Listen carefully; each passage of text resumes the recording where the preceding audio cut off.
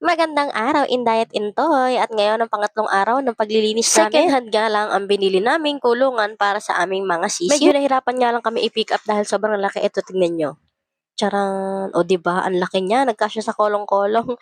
Pagkatapos nga no'n ay nilinisan ko naman 'tong mga gamit namin para sa aming mga munting bantres. Kasama nga din 'to sa nabili namin na kulungan. Para makatipid talaga kami ay lahat second hand lamang ang binili namin. Pati nga yung kainan nila na kulay red na nakikita niyo diyan sa gilid, lilinisan ko din 'yan mamaya.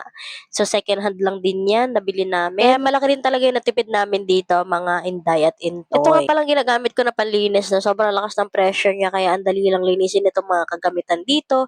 Hiniram lang namin 'to sa pinsan ni Intoy. Kaya nilinisan ko nga din 'tong kainan ng aming bantres. Mapapabilis nga yung paglilinis mo kapag ito yung ginamit mo. Sabi nga ni Intoy kapag nakaluwag-luwag kami gusto niya daw bumili nito para naman di daw siya mahirapang maglinis ng kulungan. Kung makikita niyo sa personal tong kainan, sobrang daming nakadikit dyan pero isang hugas lang ay sobrang bilis dahil nga sa lakas ng pressure nitong gamit naming panglinis. Agree din naman ako kay Intoy. So sabi ko, pag nakaluwag-luwag, pwede tayo bumili niyan para naman di ka mahirapang maglinis ng mga kulungan ng ating mga bantres. Kasi magagamit din talaga namin to in the long run. At ayan, patapos na ako maglinis ng mga kainan. Pagkatapos nga niyan ay pinagtulungan na nilang buhatin yung kulungan ng aming bantres. Yan, 4 na malalaking lalaki ang bumuhat pero hirap talaga silang iakyat. Sobrang bigat kasi talaga, magandang kahoy yung ginamit dito. Alam ko mahogany yung kahoy na ginamit dito. Kaya worth it talaga tong second hand na nabili namin. Kahit maraming ipot-ipot yan nung kinuha namin sa may-ari. Maayos pa siya talaga at saka magagamit namin talaga to ng pangmatagalan. Yan, fast forward nga muna natin para hindi na natin sila makitang nahihirapang magbuhat.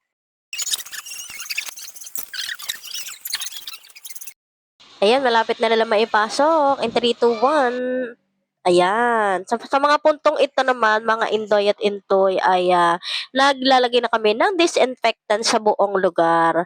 Bumaba na nga ako dyan, iniwan ko na lang yung cellphone ko kasi di talaga kaya ng aking lalamunan na malanghap itong amoy ng disinfectant. So, para maging safe yung bantres natin at hindi sila magkasakit. So, ganyan daw talaga yung ginagawa. So, lahat yan, buong area, hindi lang yung kulungan, yung mga dingding, yung paligid, lalagyan din ng disinfectant. Singit ko na lang din pala mga Inday at Intoy itong ginawa namin na divider para sa aming mga bantres. So ito yung mga pinaglumaang kahoy, pinaglumaang karton na gagamitin namin para sa division. Dahil lang unang aalagaan nga lang namin ay 200 pieces na bantres. So kailangan nila ng masikip or mas maliit na space para naman hindi sila lalamigin. Hanggang dito na lang muna. Paalam!